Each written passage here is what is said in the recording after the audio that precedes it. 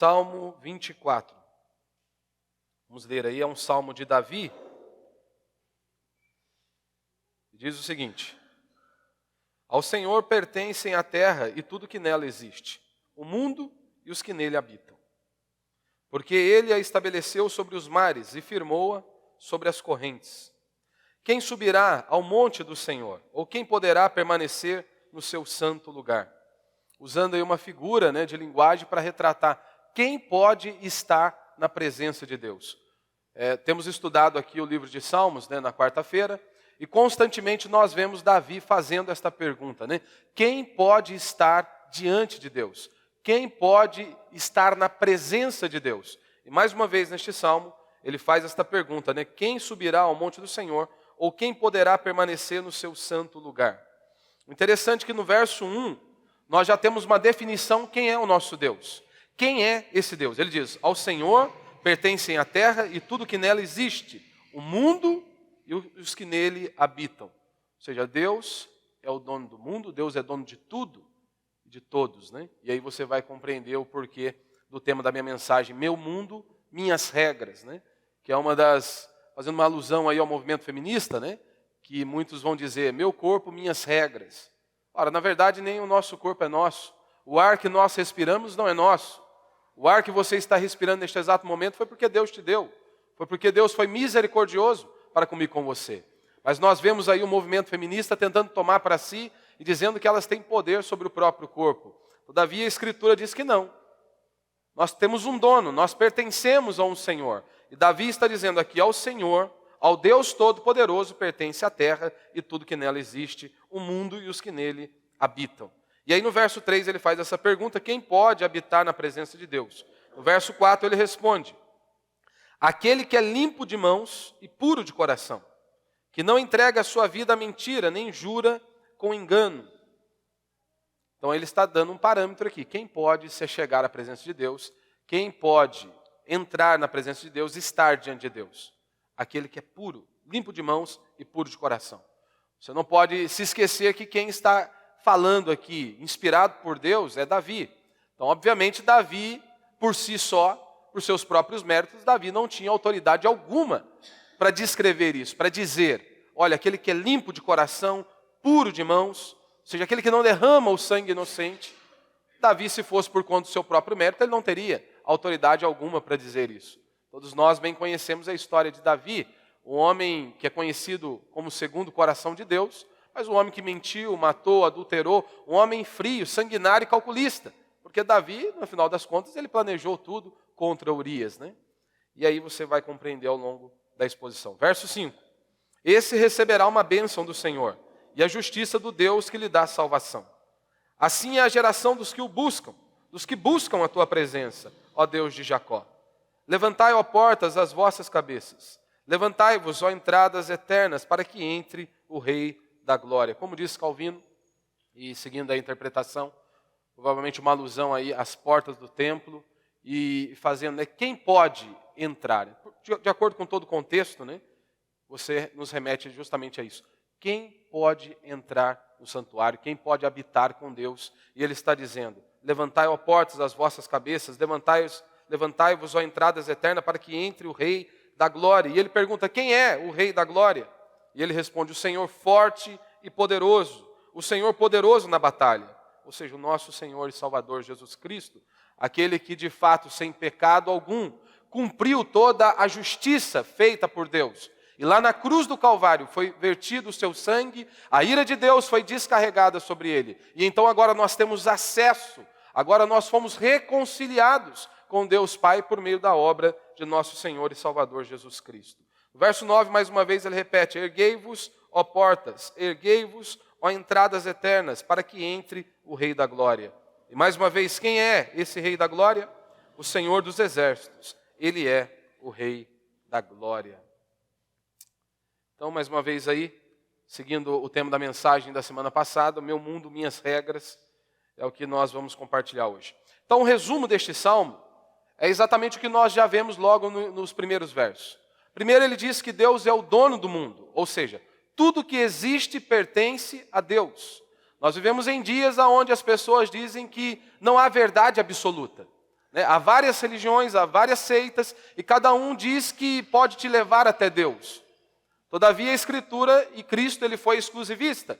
Ele não disse que existem várias verdades, vários caminhos que nos levam até Deus. Ele disse, eu sou o caminho, a verdade e a vida. Ninguém vem ao Pai a não ser por mim. Jesus foi exclusivista neste quesito. Ele disse que não há vários caminhos. Não, ele é o único caminho. Ou seja, tudo existe e pertence a Deus. Segunda pergunta que ele nos leva é, quem pode entrar no templo? Quem pode estar ou habitar no templo do Senhor? Ele diz, o justo. Ou traduzindo em outras palavras aqui para mim e para você, o perfeito. Se você fazer uma breve análise, quem de nós poderia estar aqui nesta noite e adorar a Deus? Quem de nós poderia levantar as mãos e glorificar o nosso Deus? E ele diz, olha, que Jesus dá ordem às portas do templo para que se abram, para que ele entre. Então eu estou partindo aqui para a análise deste salmo, do tema da justificação pela fé. Analisando este salmo com essa perspectiva. Interpretando este salmo com base na doutrina da justificação pela fé. E eu creio que nós poderíamos também ir para este salmo, interpretar este salmo, usando também a santificação, como João Calvino vai trabalhar basicamente na questão da santificação, nesse processo de santificação. Se você notou aqui, ele está falando do templo. A pergunta é, o que é o templo? O que significa? Ou qual o significado do templo? E é claro que todos nós nos lembramos que o templo simbolizava, e você não pode esquecer, simbolizava a morada de Deus, a casa de Deus. E eu sei, né, e todos nós que estamos aqui sabemos, que Deus ele não habita em prédio feito por mãos humanas. Isso aí não há nenhuma dúvida. Quando nós dizemos o templo é casa de Deus, outra pergunta se coloca diante de nós, mas como? Se ele é onipresente, se ele está em todos os lugares, como que ele pode ter uma residência fixa aqui? Se você se lembra, Salomão, em sua oração de consagração a Deus, né, pelo templo, o que ele disse? Senhor, os céus não podem te conter. Os céus não podem te conter, muito menos este templo que eu edifiquei. Então é claro que Salomão, ele sabia que o templo era simplesmente um símbolo, né, da morada de Deus, da casa de Deus. Da mesma maneira, quando nós olhamos, por exemplo, você para analisar a sua casa. A sua casa deveria ser um dos lugares mais tranquilos, né, onde você iria encontrar refúgio e refrigério, descanso, né, descanso para a sua vida. E quando nós falamos de casa, para que ela existe? Se fala de casa, você automaticamente lembra na sua família, nos lembra e nos remete a um lugar de relacionamento, onde nós desenvolvemos ali uma comunhão. E é exatamente isso que Davi está nos mostrando aqui. Estar no templo, então, é o seguinte, Deus ele está em todos os lugares, mas apenas aqueles que creem estão no templo. Apenas aqueles que creem no Senhor estão no templo, fazem parte da família de Deus, ou seja, este lugar onde eles têm comunhão com Deus. E por isso nós sempre falamos aqui da importância da reunião solene, do ajuntamento do povo de Deus, que é o culto público, que não é algo opcional para mim e para você. Deus não pediu a sua opinião, se você queria ou não participar do culto. Ele não pediu, ele não deixou nenhuma brecha. Mas por quê? Qual motivo eu não posso ir? Recentemente eu falei justamente sobre doenças, né? Um motivo aí para doenças, mas você precisa sempre avaliar. Se você consegue ir para o seu trabalho, por que você não consegue vir ao culto público? Porque muitas pessoas acham que o sustento delas vem do trabalho. Não, se Deus não te der vida, você sequer vai para o seu trabalho. Se Deus não te der força, você não sai nem da sua cama. Então, o culto deveria ser o primeiro lugar que nós deveríamos estar juntos, termos prazer e nos alegrarmos e estarmos aqui. E é exatamente isso. Então, o templo é este símbolo. O templo representa a minha e a sua fé, a nossa espiritualidade. O ímpio ele não está nem aí. O ímpio ele não pergunta como subir no templo. Ele não está preocupado de como se relacionar com Deus, de ter um relacionamento com Deus, de ser conduzido pela Escritura. O ímpio não está nem aí. Se você já conhece um pouquinho o Antigo Testamento, você já pôde meditar ali com relação ao povo de Deus, né? E quando eles viviam ali tipo nômades, né? Não tinham uma residência fixa, havia ali o tabernáculo. E aonde eles paravam, montava-se o tabernáculo e ao redor vinha o povo de Deus, né? As tribos ficavam ali ao lado. O símbolo e a evidência era qual? Deus é o centro desta nação. Deus conduz este povo. Deus é o centro das nossas vidas. Esta era a ideia de se ter o tabernáculo ali no meio, ou seja, tudo gira em torno de Deus. E aí você se lembra que Israel então se estabelece, né, ali então, agora no que nós conhecemos aí como Palestina, Israel se estabelece ali. Agora eles não precisam ficar montando mais tendas. Eles não precisam mais de um tabernáculo, agora eles edificam um templo. E Deus dá a ordem a eles, onde eles deveriam edificar o templo. E Deus diz que eles deveriam edificar no monte. Ou seja, para que as pessoas de longe pudessem ver que Deus estava ali para conduzir e aquele povo se submetia a Deus e a sua palavra. Ou seja, Deus, mais uma vez, é o centro e é tudo o que nós precisamos. Então, dentro disso, eu quero falar 2 princípios apenas aqui, de maneira bem breve. Primeiro, seguindo aí o tema, meu mundo, minhas regras.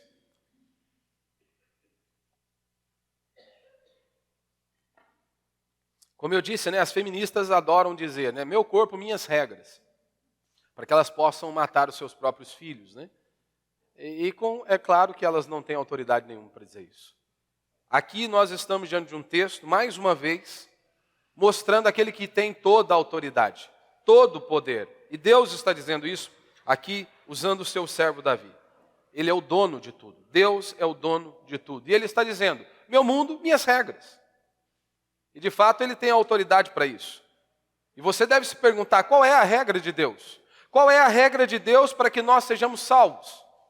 Qual é a regra de Deus para que nós possamos ser abençoados? Davi está dizendo de maneira muito clara, como nós vemos de Gênesis a Apocalipse, para sermos salvos, para sermos abençoados, ele está dizendo, tem que ser justo. Tem que ser justo. Mas a pergunta é, o que é justiça, não é? A justiça bíblica não é a que muitos de nós carregamos, né? Porque nós somos imperfeitos, nós somos falhos, e muitos de nós estabelecemos parâmetros e padrões do que é bondade, do que é justiça, e nós achamos que Deus segue a mesma linha que nós. Nós achamos que Deus, muitas vezes, segue a mesma linha dos juízes aí do STF, que se corrompem ou que se vendem. Não, nós estamos diante e estaremos diante do juiz de toda a terra, que não se corrompe, que não se vende. Mas o que é justiça? Algumas pessoas têm algumas teses, né? A justiça é você ajudar o amigo e prejudicar o inimigo, que já é algo também errado, mas eles acham que isso é justiça. Eu ajudo aquele que me ama, o meu amigo, e eu vou prejudicar o meu inimigo. Outros acham que justiça é você devolver aquilo que você pegou emprestado, de uma maneira um pouco mais polida. Alguns acham que justiça é a vontade do mais forte. Por exemplo, o Estado, o governo, se ele é mais forte e ele diz que algo é certo, é justo, aquilo acaba se tornando justiça. Mesmo que muitas vezes pode não ser justo, mas como ele é forte, ele é o mais forte, ele dita uma regra e aquilo acaba se tornando uma justiça, né? A filósofa Ayn Rand, né, do século passado, ela teve contato com o socialismo, né, na sua nação. E eles vinham de um país capitalista. E aí o que aconteceu? Ela viu a desgraça, né, a miséria e a tragédia vinda por meio daquela ideologia, né, sempre com aquele velho discurso que para o bem da maioria nós temos que esmagar o indivíduo. Ou seja, você não pode ter a sua propriedade privada, você não pode trabalhar em busca para construir a sua casa, ter os seus bens, não. Nós temos que pensar no coletivo, que é o discurso socialista, né? E aí então eles começam a assumir o poder e ela e a sua família viram todos os seus bens, todas as suas propriedades indo por água abaixo. Ou seja, em nome do coletivo, você não vai ficar com nada, porque todos têm que serem abençoados ou receberem alguma coisa. E é claro que ela sofreu muito com aquilo. Ela sofreu diante daquelas injustiças. E é claro que, em nome do coletivo, assim, o indivíduo ele era esmagado e é uma ideologia desgraçada. Só que o que acontece?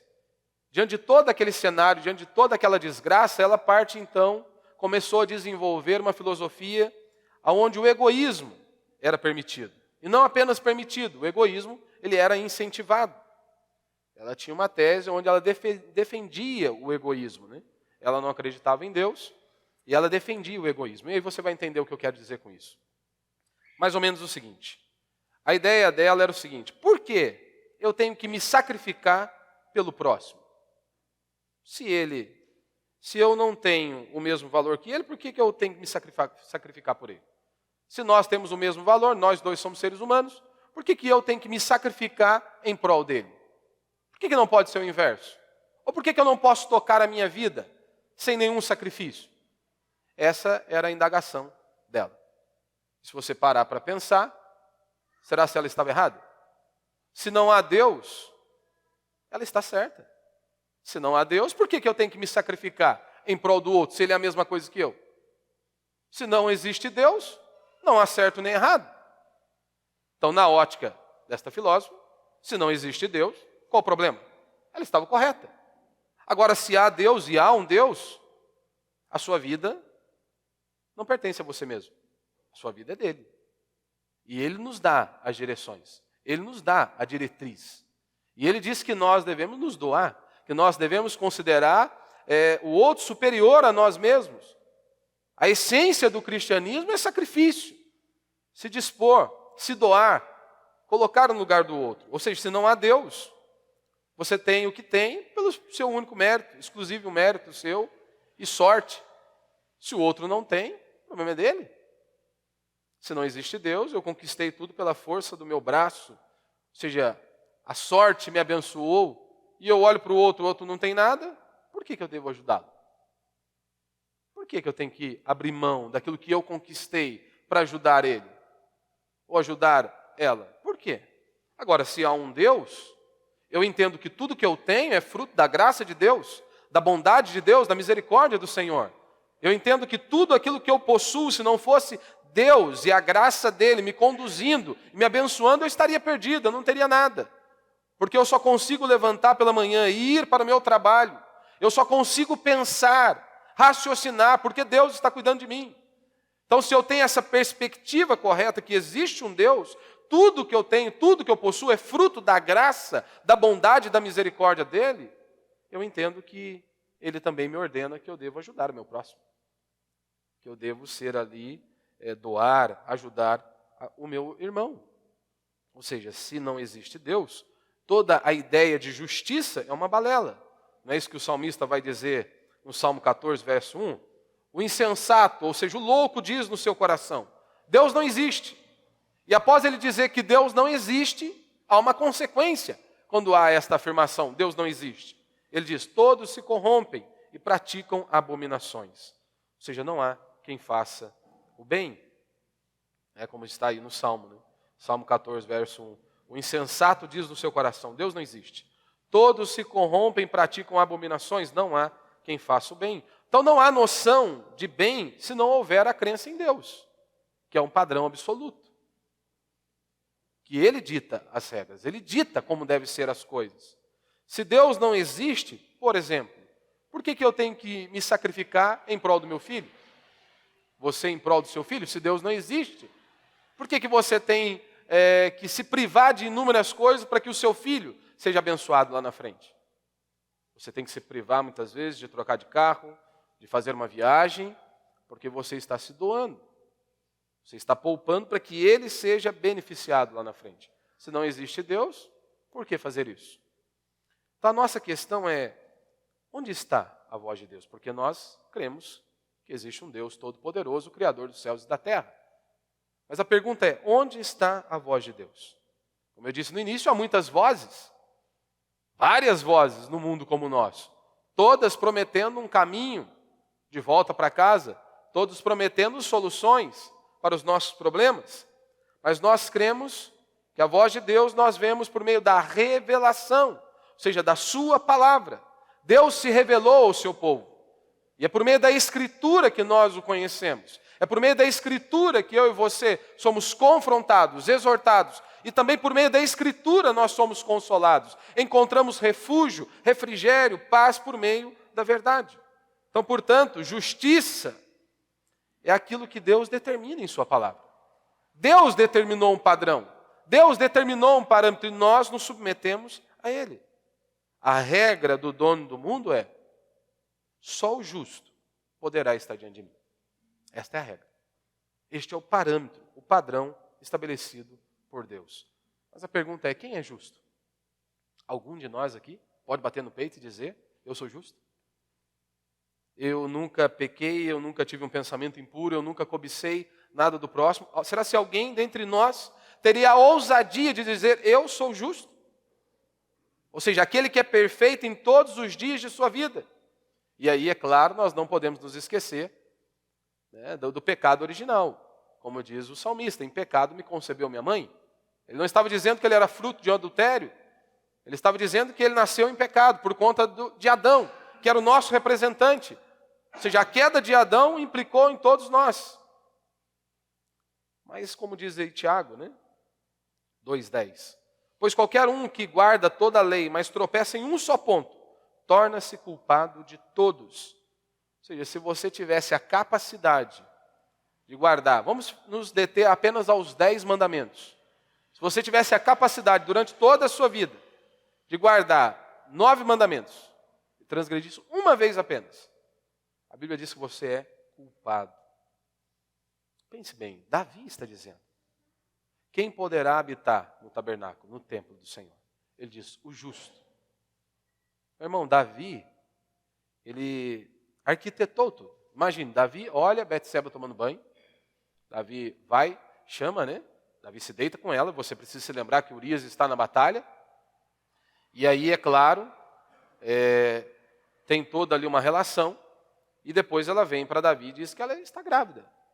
Meu irmão, se hoje, né, para a pessoa fazer um exame de sangue para confirmar a gestação, já precisa de uns dias, então é claro que aquilo levou um tempo. E Davi está maquinando como ele vai resolver o problema. Urias está na batalha, Urias está em guerra. Davi então manda chamar Urias. Talvez se fosse alguns de nós, né, com o ego inflado ali, de falar com o presidente, de falar com o rei, com o governador, porque foi isso que aconteceu. Olha, o rei quer falar contigo, Urias. Talvez pudesse pensar que seria abençoado, recebesse alguma coisa, porque nós amamos o aplauso deste mundo. Nós adoramos falar que fulano de tal é nosso amigo, que fulano de tal eu tenho contato. Eu até brinco que tem gente que queria ser a caneta Bic na mão do Bolsonaro, né? Queria ser a caneta Bic na mão do Bolsonaro. Tem gente que é assim. E aí Davi chama Urias e ele diz, vai para tua casa, deita lá com a tua mulher, descansa, fica em paz. O que Urias fez? Urias, talvez ali um pouquinho meio calibrado, estava mais são do que Davi. Falou, não, como que eu vou para casa me deitar com a minha esposa se o meu país está em guerra? Jamais. E Davi então faz toda aquela estratégia, manda colocar Urias na ponta do grupo, né? Ou seja, para o cara ser morto mesmo, ser abatido. E foi o que de fato aconteceu. Então, há ali toda ele planeja, ele arquitetou tudo aquilo. Ou seja, foi um homem sanguinário, frio e calculista. E é este homem que está dizendo aqui agora, para habitar na presença de Deus, para estar na presença de Deus, tem que ser puro, limpo de mãos. Ou seja, ele entendia que ele por si só jamais poderia estar diante de Deus. Ele, por suas obras ou por seus méritos, jamais poderia se apresentar diante do Senhor. Por isso que Cristo disse, levante-se, portas do templo, eu sou o único justo, eu posso entrar no Santo dos Santos. Como você se lembra, né? Quando Jesus é crucificado, o véu que separava lá o santo lugar do Santo dos Santos se rompeu do alto a baixo, ou seja, eu estou abrindo o caminho. E como eu sempre digo aqui, o Senhor enviou o seu próprio Filho até nós, porque nós jamais poderíamos subir até Deus. Nós, por nossas obras e méritos, jamais poderíamos voltar para casa se Deus não enviasse o seu Filho, Jesus Cristo, para ser moído na cruz no meu e no seu lugar. Por isso, louvado seja Deus, nós temos que levantar manhã após manhã, abrir os nossos lábios e dizer, louvado seja o Senhor, que a graça dele encontrou e resgatou um pecador como eu. Porque somente por meio da obra e da pessoa de nosso Senhor Jesus Cristo que nós podemos adorar a Deus, cultuar a Deus e viver a cada dia para a glória dele. Ou seja, no Santo dos Santos, se você se lembra, né, ninguém poderia entrar, ninguém poderia estar diante dele, de Deus, da presença de Deus. Né? E ali então o que acontece é exatamente isso. O caminho está aberto agora. Davi está dizendo, olha, ninguém pode ser salvo, ver a face justa de Deus e sobreviver. Como inúmeras vezes nós vemos aqui no Antigo Testamento, né? Hoje que no meio evangélico há um problema, né? Todas as vezes que as pessoas diziam ver Deus, ver um anjo, eles já caíam prostrados. Hoje, grande parte dos crentes aí, eles dizem que eles conversam dia e noite com anjos, né? Na maioria das vezes a vida continua, né, mergulhados em seus pecados. E os servos de Deus, aqueles que eram cheios do Espírito de Deus, que realmente viviam para Deus, colocavam a cara no pó, clamavam a Deus, tem misericórdia de mim. Mas hoje as pessoas acham que, né, o anjo é o amiguinho deles da escola. Quem? Você acha mesmo, meu irmão, que você pode estar diante de Deus hoje porque você jejuou essa semana? Você acha mesmo que você pode estar diante de Deus porque você contribuiu financeiramente com a obra de Deus? Você acha que é isso?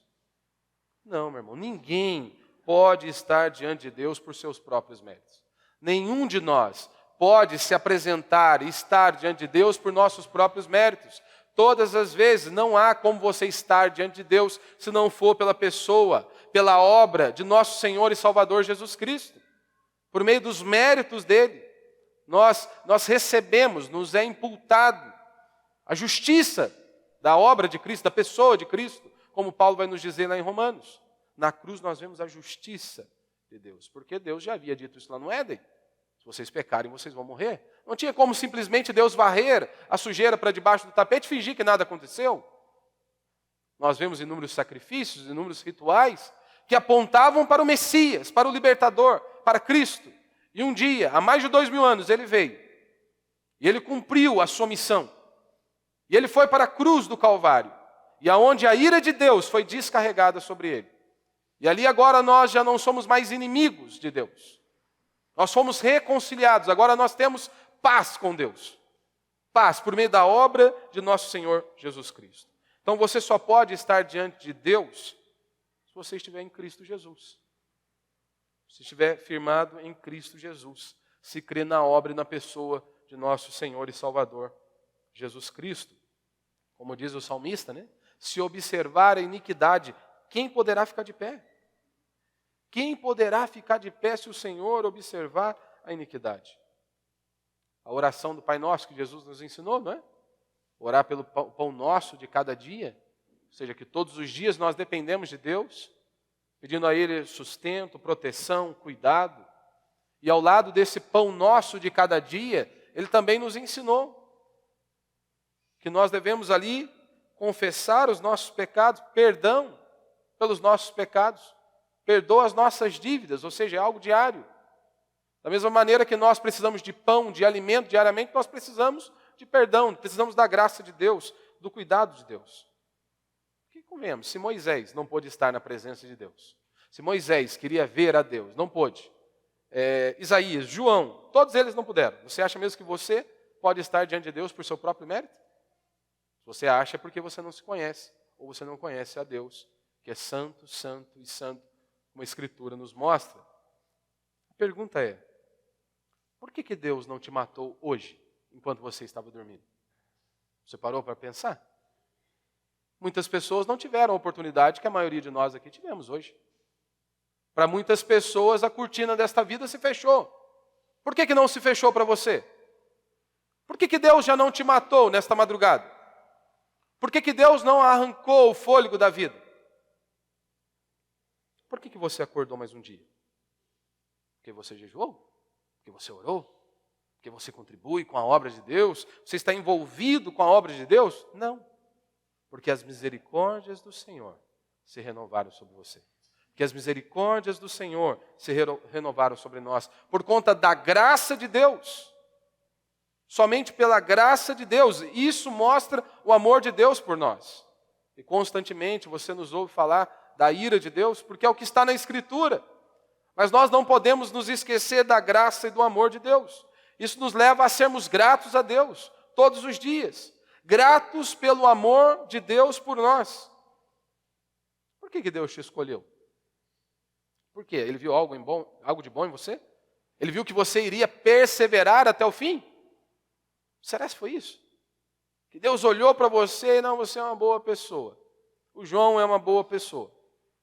Eu vou escolher. Não, foi a bondade de Deus, unicamente e exclusivamente a bondade de Deus. Não é nada em nós. Nada em nós. Por isso, a prostituta da esquina, o traficante da esquina, nós não somos melhores do que ninguém. Você só está aqui pela graça de Deus, pela misericórdia do Senhor, porque ou você estaria fazendo as mesmas coisas, ou pior até do que eles. Eu dei esse exemplo porque as pessoas acham que esses são referencial, né? Não, meu irmão, se não fosse a graça de Deus, você não estaria aqui. Se não fosse o Senhor, o amor de Deus pelo seu povo, nenhum de nós estaríamos aqui. Nenhum de nós estaríamos aqui. E aí você precisa se lembrar, como Paulo vai dizer em Efésios 2:8, porque pela graça sois salvos, por meio da fé. E isto não vem de vós. Isto o quê? A fé. É dom de Deus. Você está anotando aqui? Você não foi eleito porque você creu em Deus, porque você tem fé. Você creu porque você foi eleito. Ou seja, até a fé que nós temos e hoje professamos, você e eu não temos nada para nos vangloriar. Foi Deus que nos deu. É isso que o apóstolo Paulo está dizendo aqui. Porque pela graça sois salvos por meio da fé.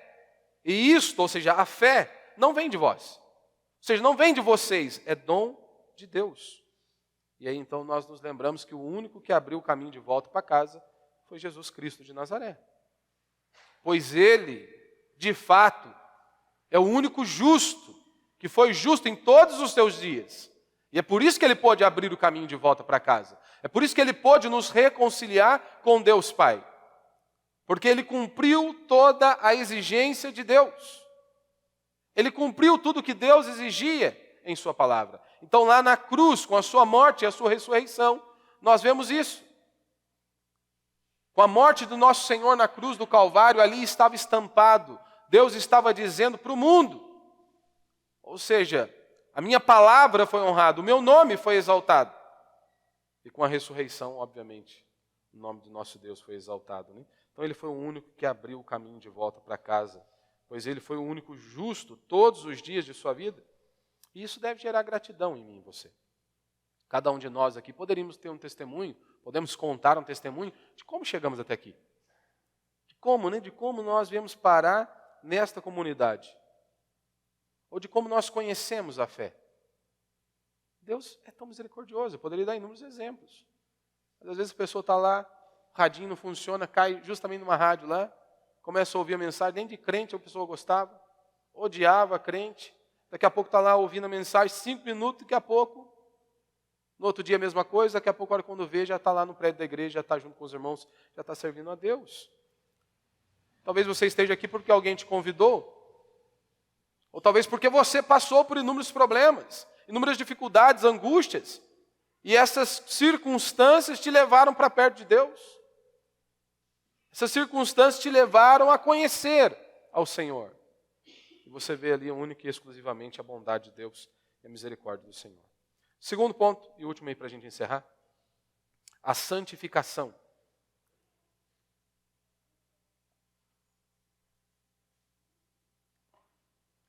Como eu disse, né, eu decidi interpretar este salmo à luz da doutrina da justificação pela fé. Calvino ele vai partir apenas do tema da santificação. E nós não temos problema algum. Né, nós vemos as duas coisas aqui, a lei de Deus. Né, e a pergunta, né, quem pode estar na presença de Deus? Por isso, partimos aí da justificação pela fé.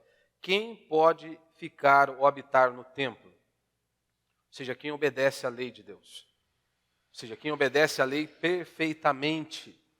E aí, quem pode? É impossível. Nós por nós mesmos? Jamais. Por isso que a lei de Deus ela tem que ser exposta.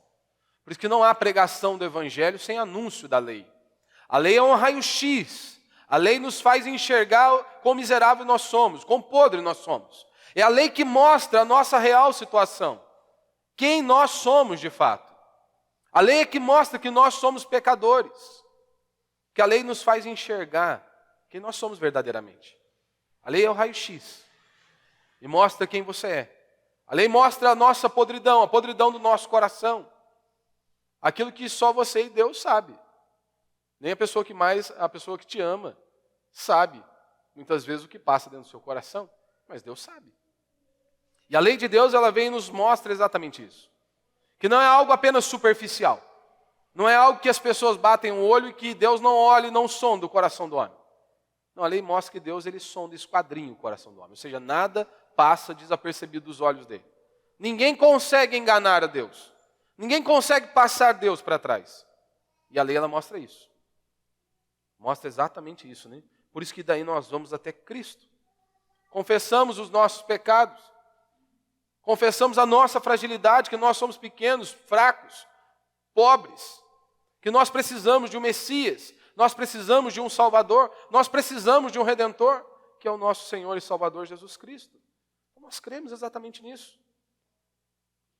Que a lei, ela nos conduz a Cristo, né? Como diz Lutero, se não me falha a memória, né? A lei, ela nos leva até Cristo para sermos justificados, ou seja, declarado justo perante o tribunal de Deus. Declarado justo perante o tribunal de Deus. Então a lei ela nos leva até Cristo para sermos justificados. Cristo nos envia de volta à lei para sermos santificados. Como que é esse processo? A lei nos leva até Cristo, onde os nossos olhos são abertos, nosso coração é quebrantado, nós enxergamos a nossa miséria, o Espírito de Deus habita em nós, agora nos capacita para vivermos em novidade de vida e andarmos em novidade de vida. Então Cristo nos envia novamente para a lei para sermos santificados, lapidados, e isso é algo que ocorre diariamente, porque o objetivo é nós nos parecermos com Cristo. As diretrizes estão aqui nas Escrituras, mas quantas vezes ao nos depararmos com o mandamento do Senhor, nós paramos e analisamos, jamais eu consigo fazer isso. Porque é impossível, meu irmão, que você volte para a sua casa, domingo após domingo, quarta após quarta, a ouvir a mensagem do Evangelho, a ouvir a pregação da Palavra de Deus, e você não se pergunte, eu estou tão longe disso. Deus, tem misericórdia, eu estou tão distante daquilo que a Tua Palavra ordena. Tem misericórdia, me capacita a andar em novidade de vida. Essa deveria ser a sua atitude, após sair de um culto, após sair de um pequeno grupo. E você, por meio da Escritura, ter os seus olhos abertos, seu coração quebrantado, e diante daquela ministração, diante daquela palavra, você fala, Senhor, tem misericórdia de mim, me capacita, me ajuda a andar em novidade de vida, para que eu possa, de fato, obedecer aos teus mandamentos. Não é isso que Jesus disse? Aquele que me ama, guarda os meus mandamentos. E é Ele que vai nos capacitando. É pela fé que nós vivemos. Pela fé que Ele nos capacita a andarmos em novidade de vida, a obedecermos os seus mandamentos. Então, primeiro, o eleito ele entende que ele não pode cumprir a lei por si só. Aí ele é salvo por Cristo Jesus. Para quê? Para que ele ande em novidade de vida. Para que ele tenha uma vida justa. Justa, né? E aí, aqui nós temos que tomar muito cuidado, né? Porque John Wesley, né? Um servo de Deus, ele chegou a pregar, né? E difundir o ensino da perfeição cristã, né? Chegariam num ponto que você não iria ter mais pecado aqui neste mundo.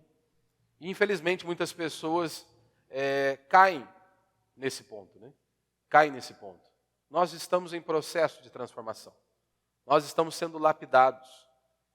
A cada dia, por mais piedoso que você seja, por mais que você deseje viver uma vida reta, santa e justa diante de Deus, nós ainda cometemos falhas.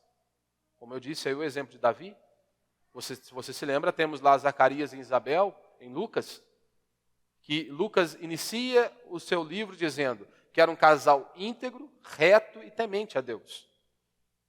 E de repente diz que aquele homem, ao receber a notícia de que a sua esposa iria conceber um filho, ele disse, mas como? Duvidou. Então é claro que nós, mesmo que você deseje andar em novidade de vida, isso aqui não é uma muleta para você se apoiar, porque aquele que nasceu de novo e o Espírito de Deus habita dentro dele, o seu maior desejo é viver para Deus, viver para a glória de Deus, viver para que Deus seja exaltado. Mas você precisa se lembrar. Às vezes vamos cometer falhas. E aí o cristão genuíno, o que ele faz? Ele para? Ele joga tudo para o ar? Não, ele recebe o perdão de Deus, ele confessa os seus pecados, como diz João. Se confessarmos os nossos pecados, ele é fiel e justo para nos perdoar os pecados e nos purificar de toda injustiça. João vai continuar valendo enquanto nós estivermos vivos. Não importa se você tem 10, 20, 30, 40, 50 anos de crente. Se houver um arrependimento genuíno, sempre haverá perdão. Nós temos que nos lembrar disso. Ser salvo não é você receber um carimbinho na testa. Ser salvo, nós estamos nesse processo aí de santificação. onde você vem, ouve a palavra de Deus, Deus quebrando o seu coração, muda o seu caráter, muda a sua mente, e você a cada dia vai se parecendo com Cristo. Então nós vamos percorrer este caminho. Nós estamos percorrendo este caminho. E a cada dia eu e você nós temos que desejar mais e mais nos parecermos com Cristo, até para que um dia nós de fato possamos passar a eternidade conhecendo ao Senhor. Conhecendo ao Senhor, né? Porque esse é um desejo de todo cristão. Esse deveria ser o desejo de todo cristão. Um dia encontrar com o seu Senhor, com o seu Deus, com o seu Mestre, e passar a eternidade conhecendo a Ele. Amém?